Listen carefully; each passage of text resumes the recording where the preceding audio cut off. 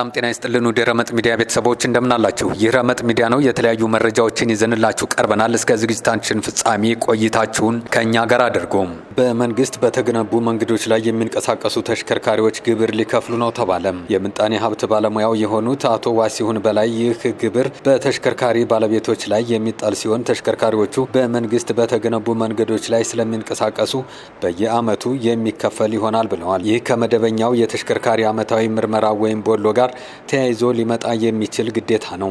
የምጣኔ ሀብት ባለሙያው እንደገለጹት ግብር አጣጣሉም እንደ ተሽከርካሪዎቹ አይነትና እንደሚያወጡት ጭስ ወይም ካርቦን ልቀት ሊለያይ እንደሚችልም ተናግረዋል። ይህ ማለት ብዙ ጭስ የሚለቁ አሮጌ ተሽከርካሪዎች ከፍተኛ ግብር እንዲከፍሉ፣ አዳዲስ ደግሞ ዝቅተኛ እንዲከፍሉ ሊደረግ ይችላል ተብሏል። ይህ አሰራር በሌሎች ሀገራት በኬንያ በሩዋንዳና በአውሮፓ ሀገራት የተለመደ ሲሆን መንግስት ለመንገድ ጥገና የሚውል ተጨማሪ ገቢ እንዲያገኝ ያስችለዋልም ብለዋል። ግብሩ በከተሞችና በክልሎች የሚሰበሰብ በመሆኑ የአካባቢው መስተዳድሮች የራሳቸውን የልማት በጀት እንዲያሳድጉ ትልቅ እድል ስለሚፈጥርላቸው በፌዴራል መንግስት ላይ ያለውን የገንዘብ ጫና ይቀንሳል ሲሉ ተደምጠዋል።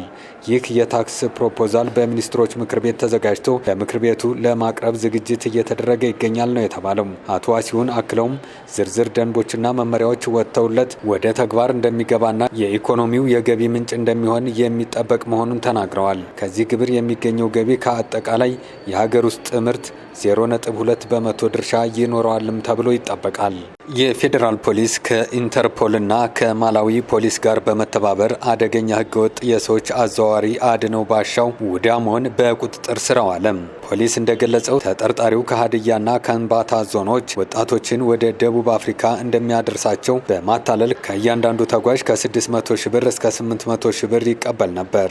ተጓዦችን በሙያሌ በኩል ወደ ኬንያ በማሻገር በጫካ ውስጥ በድብቅ ያቆያቸው በ24 ሰዓት አንድ ጊዜ ብቻ ትንሽ ሩዝና ቁራጭ ዳቦ በመስጠት ለከፍተኛ ረሃብና ጥም ይዳርጋቸው ነበር። በተጨማሪም በሞተርና በእግር ሴሎ በረሃን እንዲያቋርጡ ያስገድዳቸው ነበር። ናይሮቢ ከደረሱም በኋላ በአንድ ክፍል ውስጥ አጉሮም ከቤተሰቦቻቸው ተጨማሪ ገንዘብ እንዲያስልኩ ያስገድዳቸው ነበር። ገንዘብ ማስላክ ያልቻሉትን በዱላ በመደብደብ እዚሁ ትሞታላችሁ በማለት ያስፈራራቸው እንዲሁም በኤሌክትሪክ ንዝረት ያሰቃያቸው እንደነበርም ፖሊስ ገልጿል። ከዛም ተጓዦችን በእቃ መጫኛ ኮንቴነሮችና በተሸፈኑ ተሽከርካሪዎች ወደ ታንዛኒያ በማጓጓዝ በጫካ ውስጥ ጥሎ ይተዋቸው እንደነበርም ተገልጿል። በዚህም ምክንያት ብዙ ተጓዦች ደቡብ አፍሪካ ሳይደርሱ በየመንገዱ በፖሊስ ተይዘው እስር ቤት መግባታቸውንና በኋላም ገንዘብ ከፍለው ወደ ኢትዮጵያ መመለሳቸውን ፖሊስ አመላክቷል። ተጠርጣሪው ከ2015 ዓ.ም ጀምሮ በተደረገ ክትትል በማላዊ ተይዞ ሐምሌ 22 ቀን 2018 ዓ.ም ለኢትዮጵያ ተላልፎ ተሰጥቷል ነው የተባለው።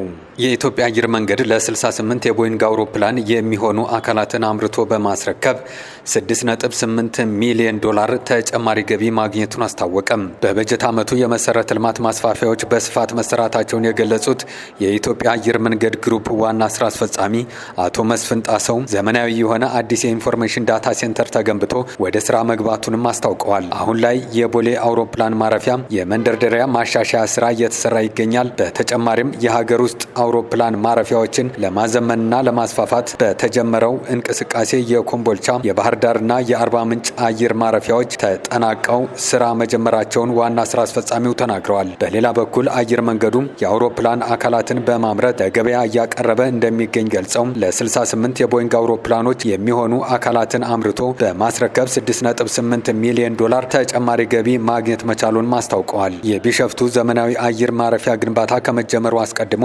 በቦታው የነበሩ አርሶ አደሮችን የማስፈርና ተጨማሪ ገቢ የሚያገኙበትን ስራ መስክ የመፍጠር ስራ ተጠናቋል ያሉት አቶ መስፍን ለግንባታው ፕሮጀክት የሚሆን ብድር የማፈላለግ ስራ እየተሰራ እንደሚገኝና እስከ መጪው ጥር ወር ድረስ እንደሚጠናቀቅ ገልጸዋል።